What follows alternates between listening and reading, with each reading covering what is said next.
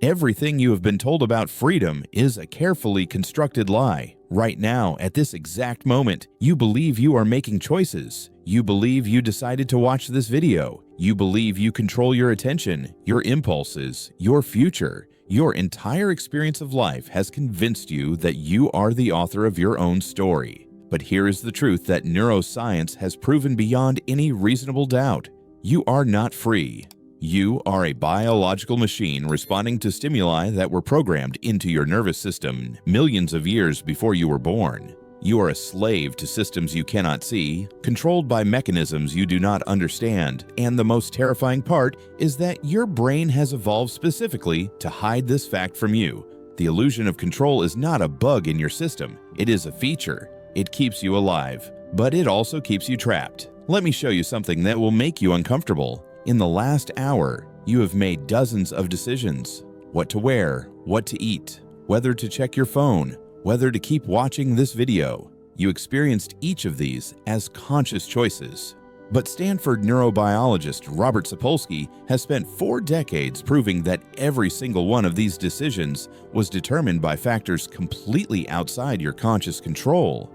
The bacteria in your gut influenced your food choices through chemical signals to your brain. The ambient temperature in your room altered your neurochemistry and changed your mood. The amount of sleep you got last night modified the activity in your prefrontal cortex and shifted your risk tolerance. The trauma your mother experienced while you were in her womb altered your stress response systems before you took your first breath. You did not choose any of this. You inherited it. You are operating hardware that was designed in the African savanna 200,000 years ago, running software that has been updated by every ancestor you never met, processing inputs from an environment that your biology was never designed to handle, and the part of your brain that generates the feeling of choice, the part that whispers, "I decided this," only activates after your unconscious systems have already made the decision. Your consciousness is not the author. It is the narrator. It tells you stories about actions that were determined by forces you will never fully comprehend. Now I know what you're thinking. This sounds like nihilism. This sounds like an excuse to give up. If I am not in control, why does anything matter? But that is exactly the trap your brain wants you to fall into.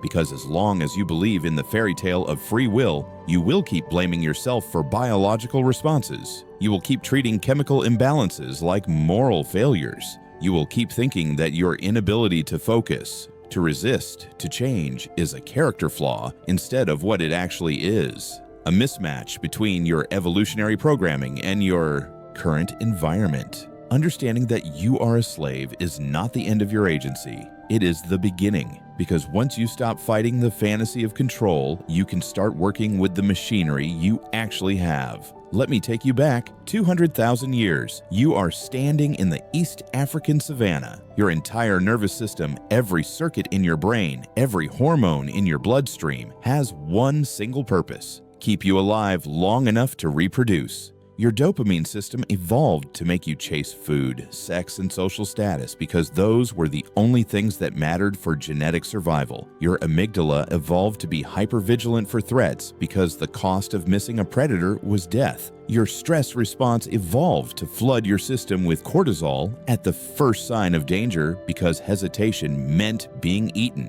None of these systems care about your happiness. None of them care about your long-term goals. None of them care about your sense of meaning or purpose. They care about one thing: immediate survival. And they are still running your life today. But here is the problem. The environment has changed faster than evolution can keep up. Your dopamine system still treats social media notifications like food sources because it cannot tell the difference between a like and a calorie. Your amygdala still interprets your boss's email tone as a physical threat because it evolved when every social rejection could mean expulsion from the tribe and certain death. Your stress response still floods you with cortisol when you look at your bank account because your biological machinery interprets financial insecurity the same way it interprets being stalked by a lion. You are not weak. You are not broken. You are a savanna ape trying to survive in a digital jungle with hardware that is millions of years out of date. Every single behavior you hate about yourself, every addiction, every procrastination, every failure of willpower? Is your biology doing exactly what it was designed to do in an environment it was never designed for? Think about your phone right now. How many times have you picked it up today without deciding to? How many times has your hand moved toward it while your conscious mind was focused on something else? That is not a choice. That is a dopamine loop that has hijacked your reward circuitry. Every time you get a notification, every time you see a red badge, every time you open an app, your brain releases a small hit of dopamine.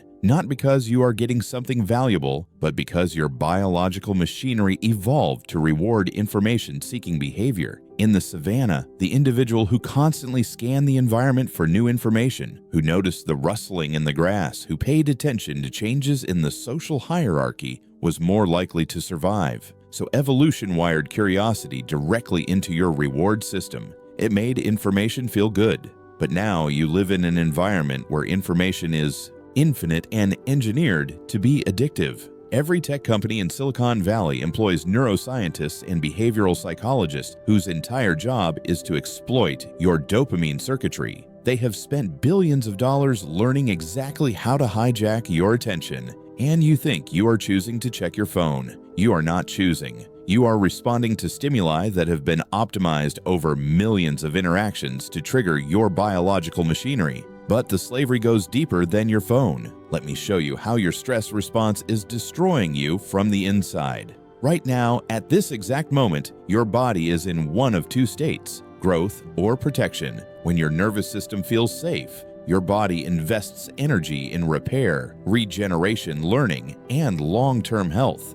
Your immune system functions properly. Your digestion works. Your brain forms new neural connections. You heal. But when your nervous system detects threat, real or imagined, it shifts every available resource toward immediate survival. Your heart rate increases. Your blood pressure spikes. Your digestion shuts down. Your immune system goes offline. Your prefrontal cortex, the part of your brain responsible for rational decision-making, literally loses blood flow and processing power. This is called the stress response, and it is designed to save your life during a brief physical emergency. The problem is that your biology cannot distinguish between a lion chasing you and a deadline at work. It cannot tell the difference between a physical threat and an uncomfortable conversation.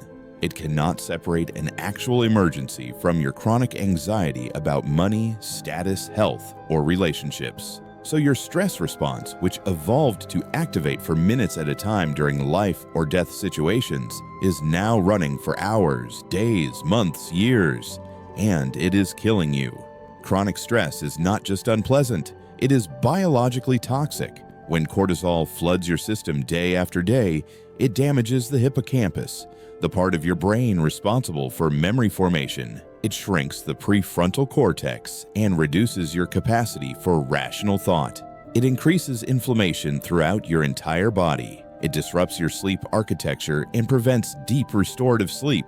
It dysregulates your insulin response and increases your risk of diabetes. It raises your blood pressure and damages your cardiovascular system. It suppresses your immune function and makes you vulnerable to infection and disease. It alters your gut microbiome and disrupts the production of serotonin and other neurotransmitters. Chronic stress is not a mental health problem. It is a whole body biological catastrophe. And most people are living in this state without even realizing it because your nervous system has adapted to treat emergency mode as baseline normal. Here is what makes this so insidious. Your brain is constantly making predictions about the world based on past experience. This is called predictive processing, and it determines not just what you perceive, but what you feel. If your brain predicts that the world is dangerous, it will interpret ambiguous signals as threats. If your brain predicts that you are inadequate, it will interpret neutral feedback as criticism.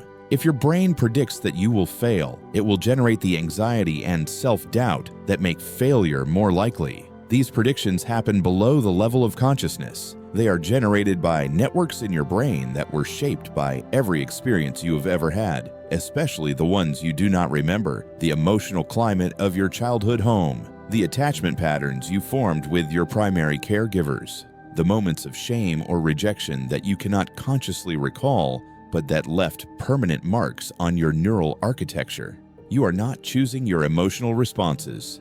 You are experiencing the output of prediction machines that were trained on data you did not select. And here is where it gets truly dark. Your brain is wired with something called negativity bias. This is the tendency to focus more intensely on negative information than positive information, to remember criticism more vividly than praise, to feel the sting of rejection more powerfully than the warmth of acceptance.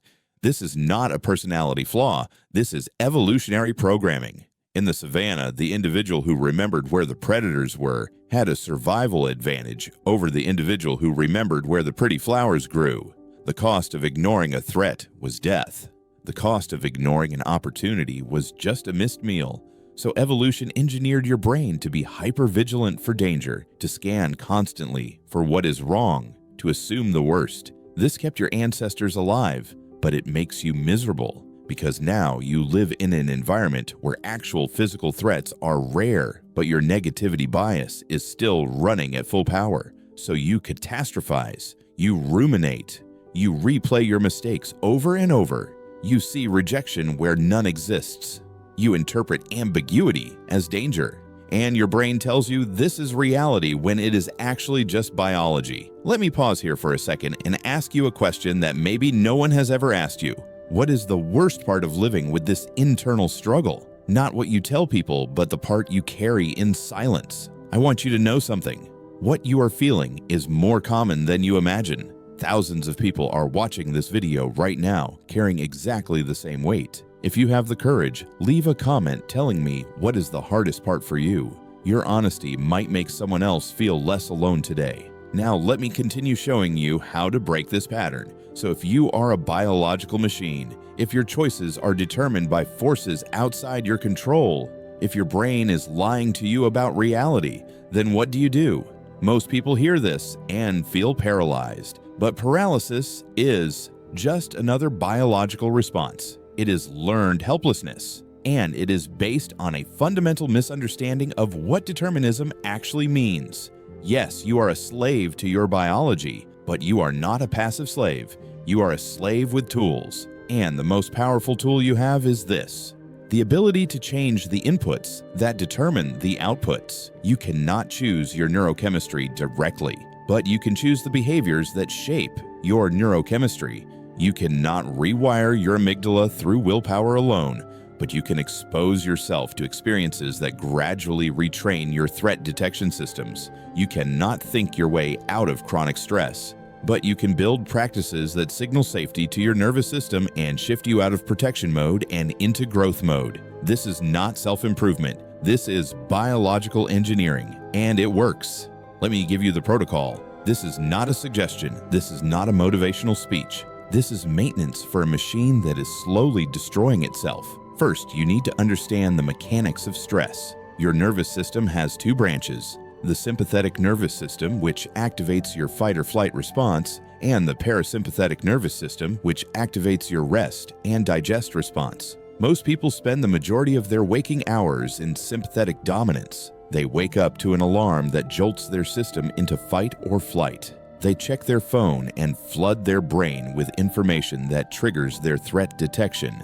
They drink caffeine on an empty stomach and spike their cortisol. They sit in traffic or rush through their morning while their stress hormones accumulate. They spend their day responding to demands, deadlines, and digital interruptions that keep their nervous system in a constant state of activation. Then they wonder why they cannot sleep, why they feel anxious, why they cannot focus. You are not broken. You are just running your sympathetic nervous system for 16 hours a day and expecting your body to function normally. The first step is to deliberately activate your parasympathetic nervous system. This is not relaxation. This is biological signaling, and the most direct way to do it is through your breath. Your vagus nerve, which controls your parasympathetic response, is directly connected to your diaphragm. When you breathe slowly and deeply, when you extend your exhale longer than your inhale, you send a direct signal to your brainstem that you are safe. This is not a metaphor. This is physiology. A 5-second inhale and a 7-second exhale, repeated for just 2 minutes, will lower your heart rate, reduce your blood pressure, decrease cortisol, and increase activity in your prefrontal cortex. You do not need to believe this. You just need to do it. And if you do it consistently, morning and evening, you will begin to shift your baseline state out of chronic stress and into something closer to homeostasis. But breath? Work alone is not enough because your nervous system does not just respond to internal signals. It responds to environmental cues, and the most powerful environmental cue for safety is stillness. Your brain interprets constant motion as a sign of threat. When you are always moving, always doing, always consuming information, your amygdala assumes you are in danger. Because in the savannah, stillness meant safety, movement meant predators. So you need to build periods of absolute stillness into your day. Not productivity, not meditation apps, not background music or podcasts, just sitting, doing nothing for 10 minutes. Let your nervous system register that there is no immediate threat. Let your brain realize that you are not being chased. This will feel intolerable at first. Your mind will scream at you to do something, to check something, to fix something. That is not you. That is your stress response trying to stay activated because it has been running for so long. It thinks activation is normal. Ignore it. Sit in the discomfort. Let your biology recalibrate. Now let me show you how to hack your dopamine system. Remember, dopamine is not the pleasure chemical. It is the anticipation chemical. It is released in response to novelty and unpredictability.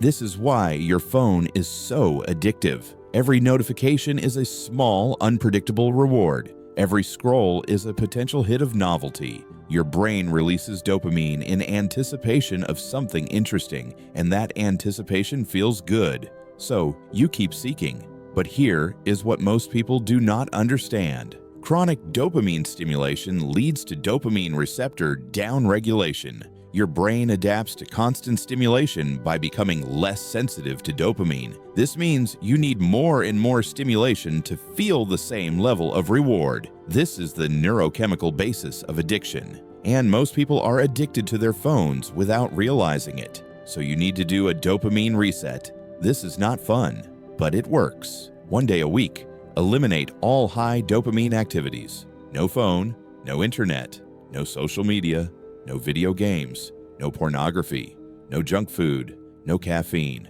no alcohol. Just low stimulation activities.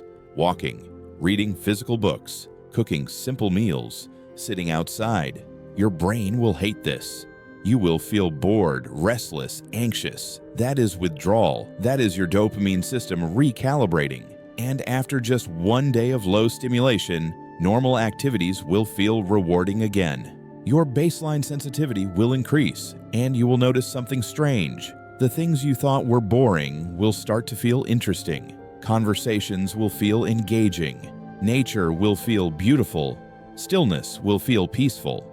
This is not because the world changed. It is because your reward circuitry reset. But even with stress management and dopamine regulation, you still have to deal with the prediction machines in your brain that are constantly generating negative interpretations of reality. And this is where cognitive reframing becomes critical. Not positive thinking, not affirmations. Cognitive reframing based on biological reality. When your brain generates a thought like, I am a failure, or nobody respects me, or I will never figure this out, that thought is not a fact.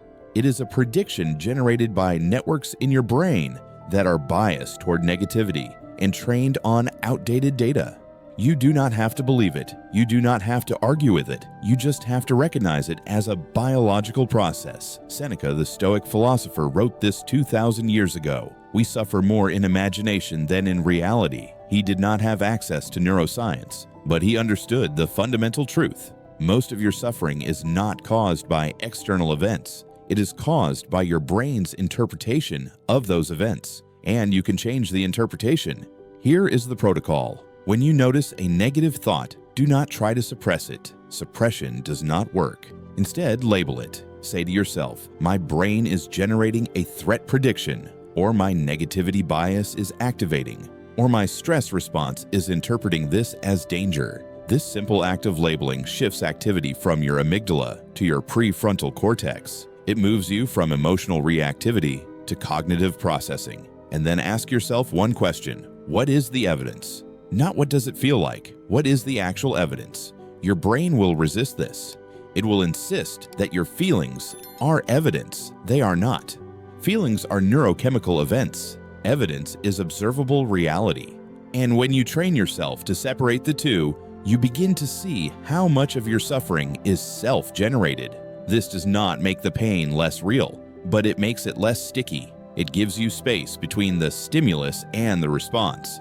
And in that space, you have leverage. Now let me tell you something that will sound harsh, but is actually liberating. You are not special. Your suffering is not unique. Your problems are not unprecedented. Every human being who has ever lived has experienced the same biological machinery, generating the same patterns of fear, anxiety, shame, and self-doubt. The specific content changes. The underlying mechanisms do not. This is not meant to minimize your experience. It is meant to free you from the story that your pain is evidence of your personal inadequacy. It is not. It is evidence of your humanity. Marcus Aurelius, one of the most powerful men in human history, wrote in his private journals that he struggled with the same thoughts you struggle with. He doubted himself. He felt overwhelmed. He questioned his worth, not because he was weak, but because he was human, and he had the same biological machinery you have, the same stress response, the same negativity bias, the same prediction errors. The difference is that he understood something most people never learn. You are not your thoughts. You are the awareness that observes your thoughts, and that awareness has agency. Here is what agency actually looks like in a deterministic universe. You cannot choose the thoughts that arise, but you can choose which thoughts you feed. You cannot choose your initial emotional reaction, but you can choose whether you ruminate on it or let it pass. You cannot choose your biological inheritance, but you can choose the environment you expose that biology to. Every time you choose stillness over stimulation, you are reshaping your neural pathways. Every time you choose deep breathing over shallow panic, you are retraining your stress response. Every time you choose to question your negative predictions instead of accepting them as truth, you are building new networks in your prefrontal cortex. This is not willpower. This is repetition. And repetition is how you rewire hardware. But here is the part most people miss. You cannot do this alone. Your nervous system was designed to regulate in the presence of other nervous systems. This is called co-regulation. And it is why social connection is not a luxury. It is a biological necessity. When you are in the presence of someone whose nervous system is calm, whose stress response is regulated, whose presence signals safety, your nervous system will begin to mirror that state. This is not conscious. It happens through mechanisms like vagal tone synchronization and hormonal signaling that occur below the level of awareness. This is why a calm voice can soothe you when you are anxious, why a hug can reduce your cortisol, why eye contact with someone you trust can make you feel safe. You are not a closed system. You are an open system, constantly exchanging information with the nervous systems around you. And if you are surrounded by people who are chronically stressed, chronically activated, chronically dysregulated, your biology will mirror that state. This is not weak. This is how your hardware works. So you need to be ruthless about your social environment, not judgmental, not superior, but honest about the biological impact of the people you spend time with. If someone leaves you feeling drained, anxious, or dysregulated, that is not a personality conflict. That is a nervous system incompatibility, and you need to protect your biology. This does not mean cutting people out of your life. It means setting boundaries. It means limiting exposure. It means recognizing that you cannot save someone by letting them dysregulate you. You cannot help someone by absorbing their stress. You can only help them if you maintain your own regulation. This is what the Stoics meant by the dichotomy of control. You cannot control other people. You can only control your response to them. And sometimes the most compassionate response is distance. Now let me show you the final piece: sleep. If you are not sleeping 7 to 8 hours a night, nothing else you do matters. Sleep is not rest. Sleep is biological maintenance. It is when your brain clears metabolic waste, consolidates memories, regulates emotions, and repairs cellular damage. When you do not sleep enough, your amygdala becomes hyperactive. Your prefrontal cortex loses processing power. Your body increases cortisol production. Your insulin sensitivity decreases. Your immune function drops. Your ability to regulate emotions disappears. Sleep deprivation is not a badge of honor. It is self-sabotage. And the reason most people do not sleep is not because they do not have time. It is because they have trained their nervous system to stay activated. They consume caffeine late in the day. They look at screens before bed and disrupt their melatonin production. They go to bed with their minds racing because they have not built a transition ritual that signals to their biology that it is time to shut down. You need to treat sleep like a non-negotiable biological requirement. Dim the lights 2 hours before bed. Turn off screens 1 hour before bed. Keep your room cool and completely dark. And if your mind is racing, do not fight it. Write down every thought until your brain realizes you are not going to forget anything important. Then breathe slowly until your nervous system shifts into parasympathetic mode. This is not optional. This is the foundation. Let me tell you what happens when you actually do this. When you regulate your stress response, reset your dopamine system, reframe your negative predictions, protect your social environment, and prioritize sleep, you do not become happy. Happiness is a neurochemical event that comes and goes. You become stable. And stability is more valuable than happiness because stability is the foundation for everything else. When your nervous system is regulated, you can think clearly. When your dopamine system is balanced, you can focus. When your sleep is consistent, you can regulate emotions. When your social environment is supportive, you can take risks. And when you take risks from a place of stability instead of desperation, everything changes. You stop chasing validation and start building competence. You stop avoiding discomfort and start seeking growth. You stop blaming yourself for biological responses and start working with the machinery you actually have.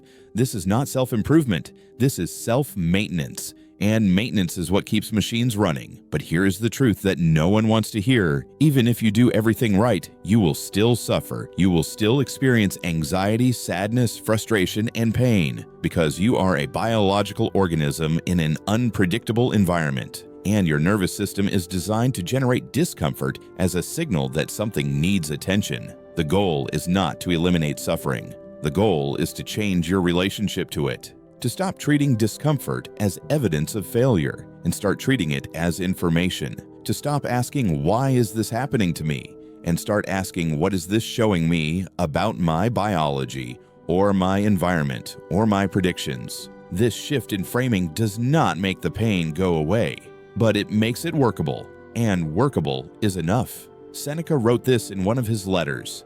No man is crushed by misfortune unless he has first been deceived by prosperity. What he meant is this: suffering is not caused by external events. It is caused by the gap between your expectations and reality. And your expectations are generated by your predictive brain based on incomplete data and evolutionary biases. When you stop expecting life to be fair, to make sense, to reward virtue, to follow a narrative arc, you stop being shocked when it does not. And when you stop being shocked, you stop wasting energy on outrage and resentment. You save that energy for the only thing you can actually control: your response.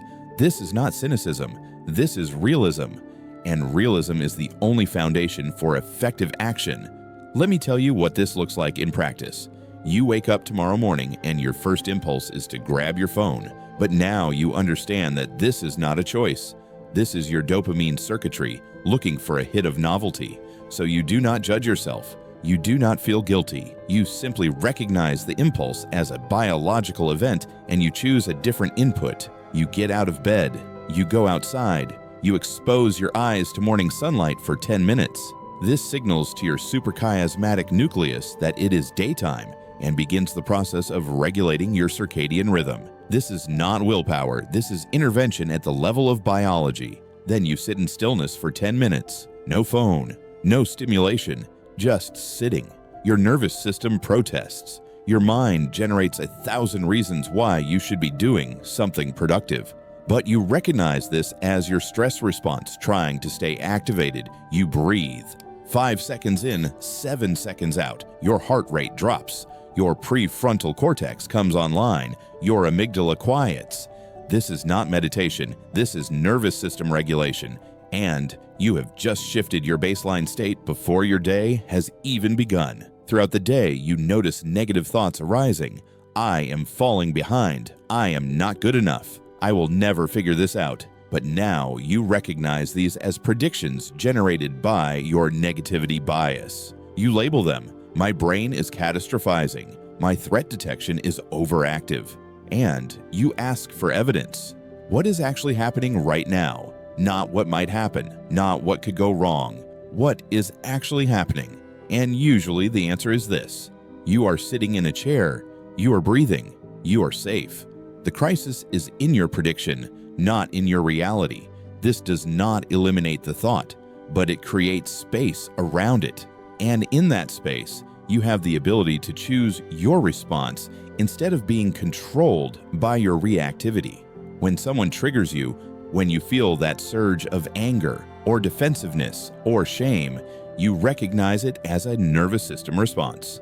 Your amygdala has detected a threat. Your sympathetic nervous system has activated. Your body is flooding with stress hormones, but you do not act on the impulse. You pause, you breathe, you give your prefrontal cortex time to come back online, and then you respond from a place of regulation instead of reactivity. This is not suppression, this is delayed response. And delayed response is where wisdom lives. The Stoics called this the discipline of assent. You cannot control what happens to you. You cannot control your initial reaction, but you can control the moment between stimulus and response. And that moment is where your freedom lives. Not freedom from your biology, but freedom within your biology.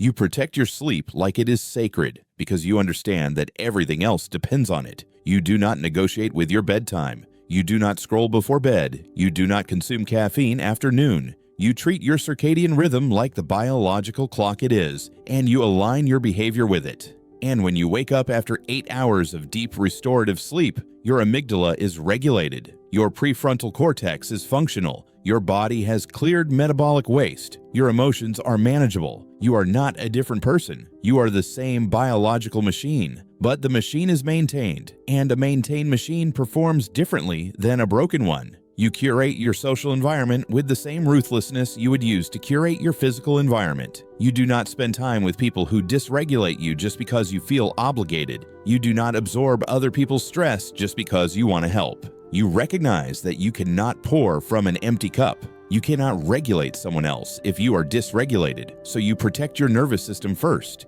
You set boundaries. You limit exposure to chaos. You surround yourself with people whose presence signals safety. And when you do this, you discover something strange. You become more helpful, not less, because you are helping from a place of overflow instead of depletion. You are offering regulation instead of drowning with them. This is not selfish. This is sustainable. Here is what most people never realize. The protocols I have given you are not about becoming a better person. They are not about self-improvement or personal development or achieving your potential. They are about one thing: survival. You are trying to survive in an environment that is actively hostile to your biology. You are trying to function with hardware that is millions of years out of date in a world that is changing faster than evolution can adapt. Every single day, your nervous system is under assault from stimuli it was never designed to handle. Digital information, social comparison, financial insecurity, chronic uncertainty, existential dread. Your biology is drowning. And the protocols are not luxuries. They are life rafts. They are the minimum viable maintenance to keep the machine from breaking down completely. And here is the part that will make you uncomfortable. Most people will not do this. Most people will hear everything I have said, and they will nod along, and they will agree intellectually, and then they will do nothing. Because doing nothing is easier. Because change requires friction, because your nervous system resists anything unfamiliar, even if the familiar is killing you. This is called status quo bias, and it is one of the most powerful forces in human behavior. Your brain treats the current state as the default, and any deviation as a threat. So even when you know that your current patterns are destroying you, even when you have all the information you need to change, your biology will fight you every step of the way. This is not weakness. This is design. Your nervous system evolved to conserve energy and avoid risk. Change requires both. So your brain will generate every excuse, every rationalization, every justification for why you should stay exactly where you are. But here is what I need you to understand. The discomfort of change is temporary. The suffering of staying the same is permanent. Right now, you are in pain.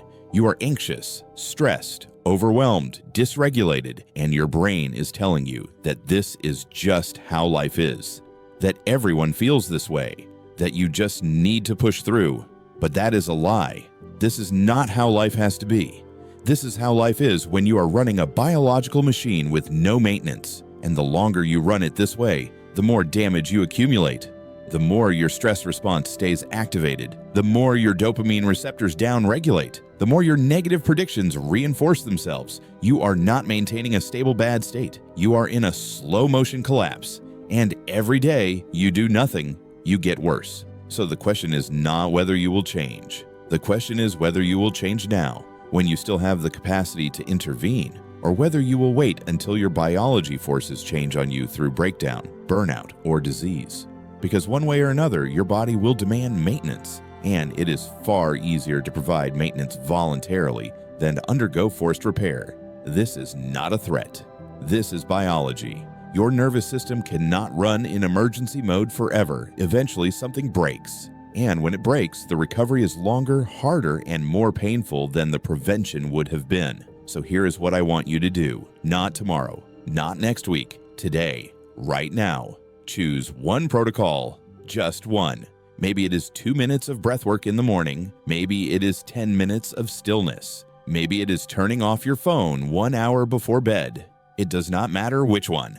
What matters is that you interrupt the pattern. You send a signal to your nervous system that something is changing. You take one small action that is different from what you did yesterday, and then you do it again tomorrow. Not because it feels good, not because you are motivated, but because you are maintaining a machine. And machines do not care about your feelings. They care about inputs. And the right inputs, repeated consistently, will change the outputs. This is not inspiration. This is engineering. And here is what will happen. At first, nothing. Your brain will resist. Your nervous system will protest. You will feel uncomfortable, restless, skeptical.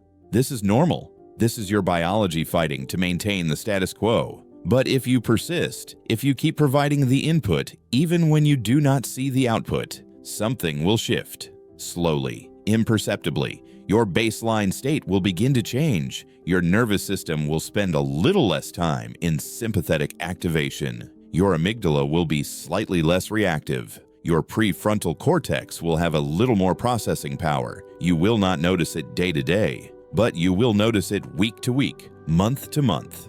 You will look back and realize that the constant background anxiety has decreased, that you are sleeping better, that you can focus longer, that you are less reactive, that you feel more stable. Not happy, not fixed, but functional. And functional is the foundation for everything else. So here is what I want you to understand. You are a slave. You are a biological machine responding to stimuli determined by genetics, environment, and neurochemistry. You do not have free will in the way you think you do, but you have something more useful. You have the ability to engineer the conditions that shape your responses. You have the ability to manipulate the inputs that determine the outputs. You have the ability to work with your biology instead of against it. And when you stop fighting the machinery and start maintaining it, you discover something strange. The question of whether you have free will stops mattering because you are too busy building a life that does not require you to be free. You are too busy regulating your nervous system, resetting your reward circuits, reframing your predictions, protecting your environment, and doing the daily maintenance that keeps the machine functional. And that is not slavery. That is mastery. Mastery is not control over your biology. Mastery is collaboration with it. Mastery is understanding the rules of the game well enough to play it effectively, even though you did not choose the rules. Mastery is accepting that you are hardware running software in an environment and optimizing all three variables to produce the best possible output given the constraints. This is not freedom, but it is agency. and agency is enough. If you made it this far, I already know something important about you. You do not just want to survive your own mind, you want to master it. This channel is not about magic promises. It is about real people sharing real tools that work in the real world. If this makes sense to you, subscribe to the channel, not because I am asking, but because you deserve a place where you can learn to build the version of yourself you always knew was in there. Biology is destiny until you hack it.